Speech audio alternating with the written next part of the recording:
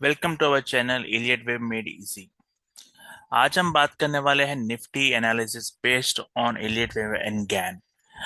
हम आपके साथ 2025 की ज्ञान एक्सेल शेयर करने वाले हैं। हमने ये डेट्स अपडेट कर दी है 2025 की।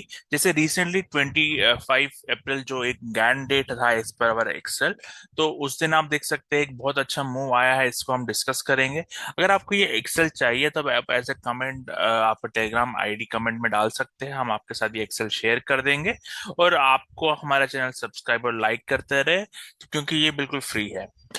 अगर बात करें कि ये कैसे वर्क करती है एक्सेल, तो इसके लिए हमने पहले से समझा के रखा है कि आपको एक हाई और लो निकालना होता है, स्विंग हाई। तो आप देख सकते हैं रिसेंटली निफ्टी का जो स्विंग हाई था, ये चेंज हो सकता है फ्यूचर में अगर ये लो फिर से ब्रीच हो जाए, बट एज ऑफ जो अभी डेटा हमारे पास है उसके हिसाब से इसने जो एक हाई मारा था वो 27 सितंबर 2024 को मारा, जो हमने यहाँ पे हाईलाइट किया हुआ है। और जो रीसेंट लो है निफ्टी का वो है 7 अप्रैल 2025। तो हमें हमेशा स्विंग हाई और स्विंग लो कंसिडर करना होता है इस एक्सेल के लिए। तो जैसे हम आगे आपको दिखाएंगे कि यहाँ पे जो हमने डेट्स चूज की है 27/9, जहाँ पे एक स्विंग हाई लगा था, और ये है 7/4/2025 जहाँ पे एक स्विंग लो रखा था निफ्टी का।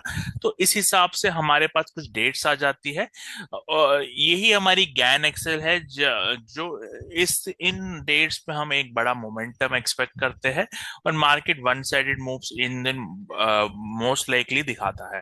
तो इसी हिसाब से अगर आप देखेंगे जो 25 का अप्रैल है वो इस एक्सेल में ये डेट हमें आपको दिख रहा होगा, हाईलाइटेड हो गई है डायगनली में। जो भी ये डेट्स है ये हमारे गैन डेट्स है, और इस दिन बड़े बड़े मोमेंटम एक्सपेक्ट कर सकते हैं मार्केट में। तो जैसे ये 25 फोर्थ को एक हमारे ऑलरेडी एक डेट आ चुका था इस डेट्स के हिसाब से, तो आप देख सकते हैं उस दिन का अगर हम प्राइस एक्शन देखें तो ऑलमोस्ट 542 पॉइंट्स आप देख सकते हैं with in, I mean first half ही मिल चुके थे। तो काफी बड़ा ट्रेंडिंग मार्केट था उस दिन। ऑब्वियसली हमने पहले भी काफी एग्जांपल्स आपके साथ शेयर किए हैं कि गैन डेट्स के एग्जैक्टली कैसे वर्क करता है।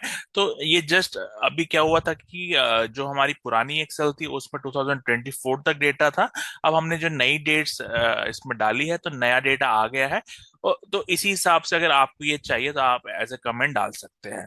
अब अगर बात करें आगे जो करंट निफ्टी का, जो अगर हम एक व्यू दे दे, तो अभी हमने लास्ट टाइम आपको एक बड़ा व्यू दिया था निफ्टी का कि हम एक करेक्शन एक्सपेक्ट कर रहे हैं। तो आप देख सकते हैं वहां से एक अच्छा करेक्शन ऑलरेडी मार्केट में आ चुका है।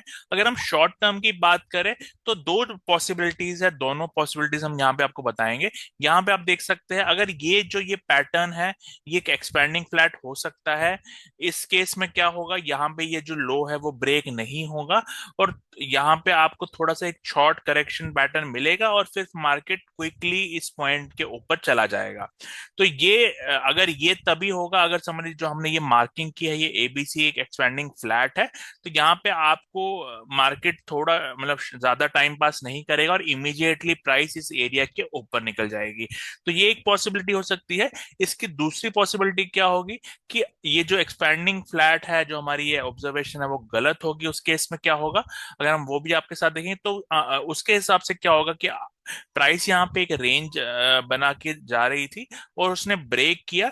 तो यहाँ पे ना ये प्राइस या तो ये जो लो है फिर से ब्रेक कर देगी, और यहाँ पे एक करेक्टिव स्ट्रक्चर बनाएगी।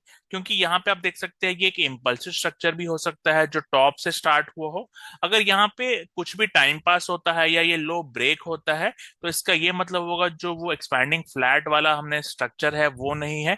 उसके हिसाब से ये ऑल्टरनेटिव व्यू चलेगा कि यहाँ पे एक इम्पल्स के बाद एक करेक्टिव स्ट्रक्चर लग जाएगा, और जो ए बी सी में जैसे यहाँ पे अभी ए वेव लगी है उसके बाद नीचे आके बी और ऊपर फिर से थोड़ा जा सकता है सी। ये तब होगा जब यहाँ पे थोड़ा ज्यादा टाइम पास करेगा, क्योंकि करेक्टिव स्ट्रक्चर जो होते हैं हमने बात की है स्लो होते हैं, और उसको थोड़ा ज्यादा टाइम अगर आप देख सकते हैं यहाँ पे ज्यादा टाइम प्राइस ने टाइम पास किया, तो उसका ये मतलब है कि ये करेक्टिव स्ट्रक्चर बन जाएगा ना कि इम्पल्सिव मूव, और उस हिसाब से फिर से डाउन साइड का एक पेंडिंग मूव आ सकता है। तो अगर आप देखेंगे दोनों व्यू में आप बोलेंगे कि हम अपसाइड का भी बोल रहे हैं और नीचे का भी व्यू बोल रहे हैं, बट आप देखेंगे दोनों व्यू में कॉमन क्या है कि एक या तो करेक्टिव अपसाइड या इम्पल्सिव अपसाइड मार्केट में आ सकता है। पर एग्जैक्टली आपको क्या करना होता है ऐसे में, जब आपको एक फॉल मिल जाता है तो आपको बेसिकली एंट्री ले लेनी होती है किसी डिमांड जोन में से। ये एक डिमांड जोन था, यहाँ पे प्राइस आई, बट यहाँ पे आपको ऑब्जर्व करना होता है कि अगर करेक्टिव स्ट्रक्चर फिर से बन जाए तो आपको एग्जिट करना होता है उन मतलब उन ट्रेड से, क्योंकि इसका ये मतलब है कि ये मार्केट और नीचे जा सकती है। क्योंकि एक इम्पल्सिव मूव के बाद अगर करेक्टिव स्ट्रक्चर लग जाती है मार्केट में तो उसका ये मतलब होता है फिर से डाउन साइड आ जाएगा। या तो यहाँ पे एक इम्पल्सिव मूव मिल जाएगी तो क्योंकि ये वेदर करेक्टिव स्ट्रक्चर है या इम्पल्सिव मूव है मूव होने के बाद ही पता चलेगा। बट आपको अपसाइड का ही यहाँ पे प्लान करना होता है, क्योंकि एक फॉल के बाद या तो दो ही पॉसिबिलिटीज है, या तो एक करेक्टिव स्ट्रक्चर बनेगा या मार्केट रिवर्स करके ऊपर चला जाएगा। अब ये पॉइंट क्लियर है। बड़ा व्यू हमने ऑलरेडी आपके साथ शेयर कर दिया है, और जब उसमें थोड़ा कुछ चेंज आएगा तो वो हम अपडेट कर देंगे। ये एक्सेल आपको चाहिए तो ऐसे कमेंट डाल सकते हैं। थैंक